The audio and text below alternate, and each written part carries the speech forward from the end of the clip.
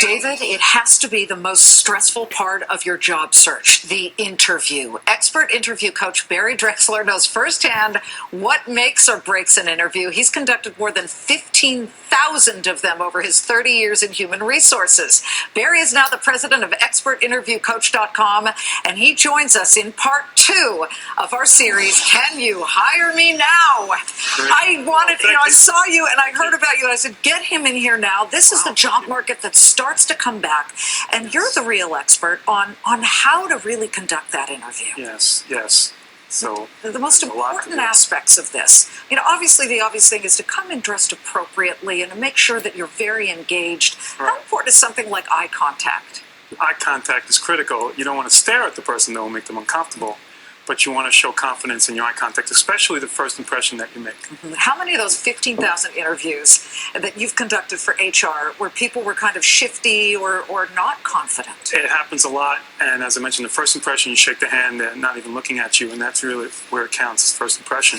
But then during the interview, they're looking down, and especially during certain questions where they're uncomfortable, they're going to look down. Well, that is our very first one. Yeah. Confident communication. Right. Everyone's nervous. Right. Because I remember my first job interview that mattered in television. It was an internship at KCBS Channel 2, and they told me 29 people have already interviewed for this, and you're the last one. Wow, just to make it. And I felt a little panicked about it, but then I thought, well, why don't I just act like I have the job? And the questions I started asking were sort of like, what would we do if somebody comes to us and needs this? Right. And ways to alleviate nervousness is to be confident, obviously. And nervousness comes from in your mind. And you're nervous not only on your own, but someone can't make you nervous, okay? You make yourself nervous. Aha, so you're in control of that. All right, number 2, stand out over others. Well, that's an easy thing to say. How do I do that? Right, well, to stand out over others is to seriously study the job description and believe that you're already doing the job, which is similar to what you said. And if you believe you're already doing it, it'll be easier for you to convince them that you can do that job, okay? The other thing is to relate your credentials and your background to the job, and that comes off the job description again.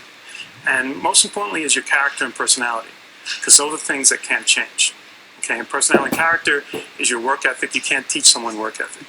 You can't teach someone to be enthusiastic. So those are things that have to come out during the interview. Right, so be enthusiastic and say, I'll come in early, I'll stay late. Exactly. Let's just talk a little bit about something that many of the job seekers out there have to deal with, and right now, because of what we've gone through over these past 5 years, gaps in employment. Yes. What if they got laid off for no fault of their own, and they have to explain the gap or change in employment? Yes, well, that question, I always say, you don't want to give that question life. And by life, I mean going on too much of a detail, being defensive about your answer. Just have a viable, short answer, get to the point, and move on. And have answer B if they ask for more detail. But a positive answer would be, if the position was eliminated, it was a great opportunity for me to look for a new role. I had a great time, but 14 million others in this nation also lost their jobs. I did well, and time to move on. Exactly. Okay, the top questions to expect. What do you, and you know this because you've been interviewing for HR for so many years, what do you really feel is the question that trips people up and that they should be prepared for? Interesting. People have an easier time with technical questions because that's their field. But they get tripped over things like, tell me about yourself, or just walk me through your background. That trips up people. And there it's important to be concise and relate who you are as a person. If they say, tell me about yourself, and walk me through your background, is to be succinct and amplify the highlights and things you've accomplished. They always ask if you could criticize yourself for one trait, what should it be? And the typical one is, my weakness is I'm a perfectionist. Right. That is so overdone, right? Yeah. What should they say if somebody says, what's your weakness? A good one is that I have difficulty with change. And that's a good weakness because the person interviewing you is going to have that weakness. But what's more important about describing your weakness is what are you doing about it and what results are you getting. So I have difficulty with change, but now I realize there's always positives that come out of change, and I'm more effective at my job. Yeah, don't just say something and leave that. Don't just say, even if you say, perfectionist, at least have explanation what you're doing about it. And finally, we talk about clothes, but your presentation and your voice. There is now a term for that talk and that discussion, the way many, I won't even say tweens. I've heard 20 and 30-somethings speak like this. It's called vocal fry. Yes.